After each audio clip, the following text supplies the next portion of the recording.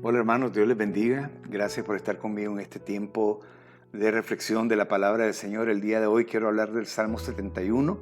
Hoy estaba leyéndolo y me detuve en el versículo 15.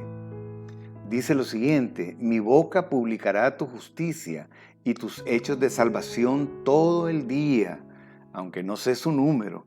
O sea, no sé cuántas veces tú has hecho cosas que tengan que ver con la salvación. Es importante entender la palabra predicar. Muchos creen que predicar es pararse en un púlpito o en una esquina o en un bus o en un lugar donde la gente te oiga y que comences a hablar fuerte y predicar la palabra con denuedo, como nosotros lo pensamos, ¿no? Pero la palabra predicar significa hablar de Cristo continuamente, hablar de la salvación continuamente. Y aquí el Salmo 71, verso 15, nos lo pone claro. Dice mi boca, o sea que no es con tu ejemplo que vas a demostrar que sos cristiano, porque eso puede decir mucho, pero no salva.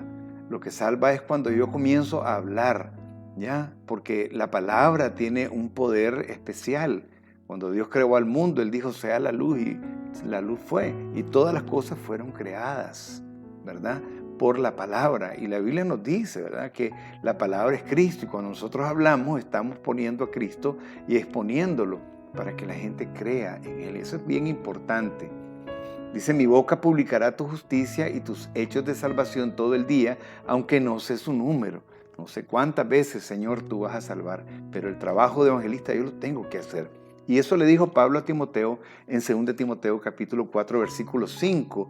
Él le dijo, pero tú sé sobrio en todo, sobrio, sabes cuándo es el momento, ¿no?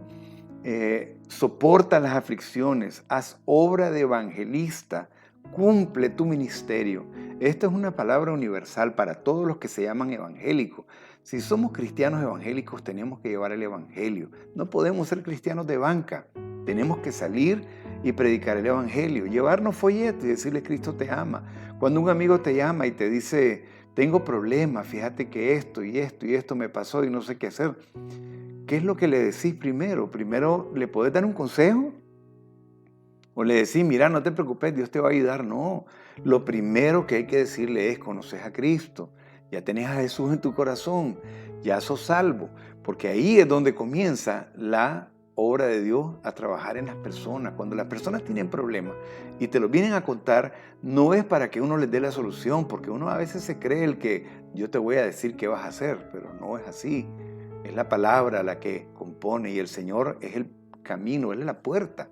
Una vez que la gente entra por esa puerta, entonces Él es la puerta, es el camino, la verdad y la vida.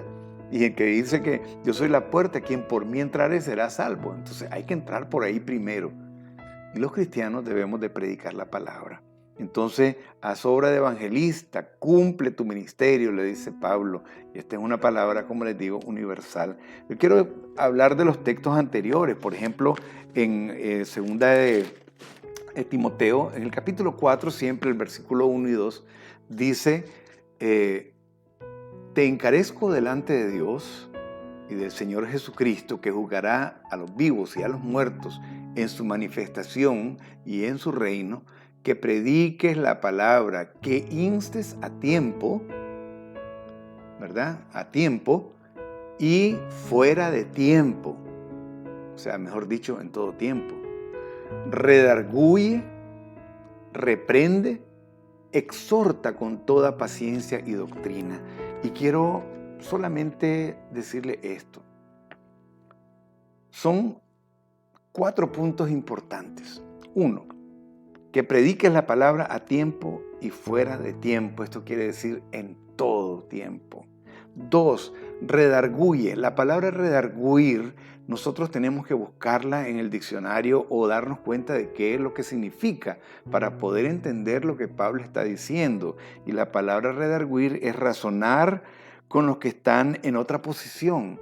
Eso es razonar, no es exigirle ni decirles que se van a ir al infierno, porque ese es el mensaje que estamos llevando. Si no te arrepentiste vas a ir al infierno. De hecho, el que no se arrepiente se va a ir al infierno, pero ese no es el mensaje de Cristo, porque Él no quiere que la gente se pierda. Él quiere que todos procedan al arrepentimiento, y eso lo dice la palabra, no lo digo yo. Que todos procedan Entonces, vamos a predicar primero la salvación. Vamos a hablar a la gente de lo emocionante que es tener a Cristo, de lo grandioso que es conocer al Dios Todopoderoso. Entonces, redarguir es razonar con las personas que están en otra posición, en otra religión o en una religión, porque Cristo no es una religión, Cristo es una fe. En Cristo nosotros creemos en Él y cada uno de nosotros debe tener una relación íntima y personal, no colectiva, personal con Dios. Y esto es lo que Dios nos manda.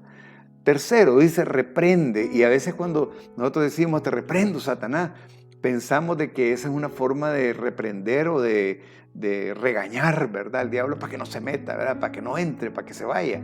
Y eso está bien, porque el Señor reprendió a Satanás y le dijo, te reprendo, Satanás, se lo dijo a Pedro, ¿verdad? Y no es que Pedro era Satanás, sino que él estaba actuando de acuerdo a la voluntad de Satanás o le estaba diciendo cosas que no estaban de acuerdo a la voluntad del Padre, sino a la voluntad del contrario.